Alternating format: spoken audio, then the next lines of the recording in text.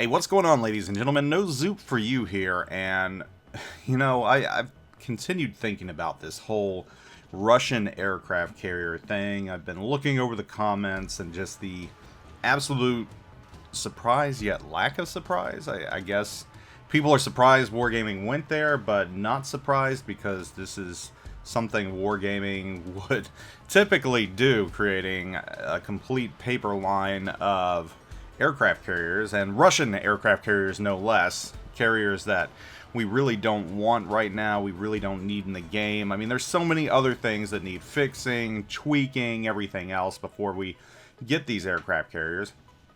But that got me thinking. I mean, obviously, why Russian aircraft carriers? And that's an easy question to answer. The game's based in Russia, or at least developed in Russia, even though it's a Cypriot game or company.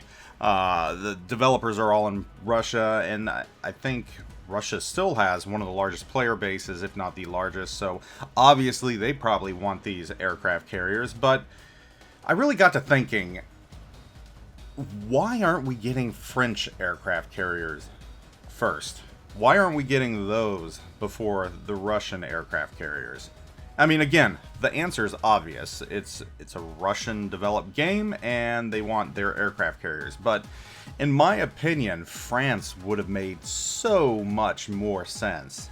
A lot more sense, because they actually had a line of aircraft carriers in World War II. They actually have non-paper aircraft carriers out there that Wargaming could have used, could have added to the game. Now, granted, a lot of those aircraft carriers are borrowed from other nations, but that's really no different than the Pan-Asian Destroyer line, which saw a lot of borrowed ships. I mean, for instance, the Chungmu, the Fletcher class, and then the top-tier Alan Sumner class, which I still don't have in the USN. I mean, if I want to play Alan Sumner class, I've got to play it on the Pan-Asian line with the Yu-Yang. But France could have easily been added, and it would have made sense. And I think a lot of players, I mean, while they wouldn't have been happy that we've got another line of CVs, I think a lot of players would have at least understood and would have said, hey, that makes sense having French aircraft carriers in the game. And that also got me thinking, what would a French aircraft carrier line look like? And I mean, the research is out there. I mean, all you need to do is go to Wikipedia, but it would be fairly easy. And I mean, in 10 minutes, I created a French aircraft carrier line, starting at Tier 4 with the Avenger class, which is an escort carrier that carries 15 to 21 planes. And once again, this is an ex-Royal Navy aircraft carrier that was loaned to France, but as an escort carrier with a low amount of airplanes, I think that would make perfect sense for Tier 4. Moving up to Tier 6, the Bear, which carried 35 to 40 aircraft. That was commissioned in May of 1927, and this aircraft carrier has a more traditional look, a more modern look. You know, you got the island platform in the middle and everything else. This is a ship that actually existed, that France created. It really served, and there it is, Tier 6. Moving up to Tier 8, this is the only paper ship in the class, and it's only paper because it was scrapped. I believe France actually started creation of the Joffre class of aircraft carriers. It would have carried 40 aircraft. It was laid down in 1938, but it was ultimately scrapped. So, yes, paper, but they actually started progress on building this thing, and it was eventually scrapped. So that would make perfect sense for Tier 8. And then Tier 10, the Colossus class, the Aeromanche, 48 aircraft are carried on this thing. It was commissioned in 1946 by France, and this is actually the ex-HMS Colossus Royal Navy aircraft carrier that was given to France. And I think that would be a well-suited aircraft carrier for Tier 10. Now, there's another wild card out there that could be inserted into the actual line, or it could be used as a premium ship, and this is the Bois Bleu. which is an upgraded Independence-class aircraft carrier, which was loaned from the United States, and it's actually the ex-Belleau Wood. So this is the old school Independence, but it was upgraded, and it actually served after the war, if my memory serves me correct. But again, this could be inserted in the actual tech tree line, or it could be used as a Tier 6 or Tier 8 premium aircraft carrier. Bam! There you go. French aircraft carriers, right there. Make it. Some of the ship platforms already exist. You've already got Independence class out there. Of course, it would have to be remodeled and upgraded. Actually, none of these are currently in existence as models, but so what? And this makes a lot of sense. This makes a lot more sense to add to the game than Russian aircraft carriers, which, for everything I know about history, never existed. Were they even laid down? I obviously could have done the research on that, but it's not worth it to me right now because I don't want to see Russian aircraft carriers in the game. When I think about the Russian Navy, I don't think about aircraft carriers because they didn't have aircraft carriers. And the one aircraft carrier they have right now has already caught fire once. Of course, I really don't have a lot to... I mean, we've had that issue too with our LHPD that caught fire. So really shouldn't be talking too much smack. But it's not like it was a super carrier of ours that caught fire. Still very tragic and unsettling.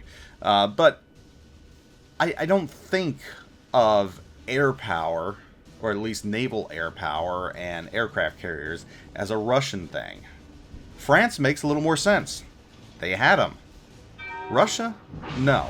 In fact, the Russian Navy during World War II was really kind of highly suspect and non-existent, but that's a completely other story, and I think we've talked about that at length. We've kind of beat that horse into the ground, that dead horse. So why not start giving us stuff that really existed? I don't understand this need to go to paper ships when so many ships out there actually existed. So many ships we still don't have, and I feel like I talk about this year after year after year. I mean, a hybrid USN battleship that launches aircraft? Come on! Why are you going to give that to us? Why? We don't want that. We don't need that. I mean, if you asked most North American players out there, if you ask them what they really want, they're probably going to say they'd rather have the New Jersey or the Wisconsin over a hybrid Tier 9 battleship that can launch airplanes, despite the fact that we already have half the Iowa-class battleships in the game. Much rather have those. Same thing goes for ships like the USS Johnston. You ask a player what they rather have. Hey, you want a fake battleship that launches airplanes? Or do you want another Fletcher class, even though there's like, what, 3 or 4 of them already in the game, that has historical significance? I think most North American players are going to say, yeah, give me the USS Johnston, give me that Fletcher class that did actual stuff and really existed outside of paper. But here we are again.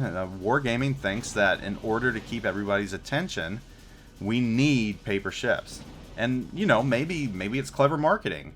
Maybe they know they can create controversy through creating these ships and creating these ship lines. And you know what they say, there's no such thing as bad publicity. I mean, they're getting publicity, whether it's negative or not, and their name is being talked about, and these ship lines are being talked about, and mostly being talked about by people that don't like these ship lines or these ideas or these lines. But the fact they're being talked about brings the attention to other players that just really don't care, because there's a lot of players like that. There are a lot of players that just play and, you know, maybe don't know so much about history. They see a ship like this or a ship line like Russian aircraft carriers and they're like, all right, I'm just going to play it. I don't know that these were paper or not paper. I don't know that France actually had working aircraft carriers during World War II. I'm just going to play the game. They're going to feed me more ships. I'm going to play them. And, you know, there's a lot of players like that. I get that. I completely understand. But for those of us that are more historically inclined and actually care about this stuff, it's kind of frustrating. And it's frustrating, too, we're getting more aircraft carriers and aircraft carrier hybrids, which is the last thing we need.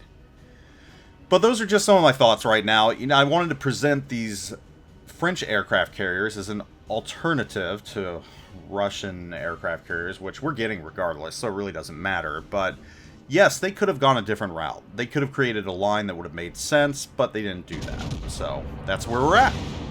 Anyhow, I want to know your thoughts. Would you rather see a French aircraft carrier line? Would you rather see aircraft carriers just go away completely? I know there's a lot of you out there that want that. It's not going to happen, unfortunately, but for me, I think French aircraft carriers would have made a lot more sense than Russian aircraft carriers, but what can you do, right? Russian-developed game. Most of the contingency of employees are based in Russia. A lot of players in Russia. They're going to do what they do. Anyhow, take it easy. Hope y'all are doing well. Zoop out.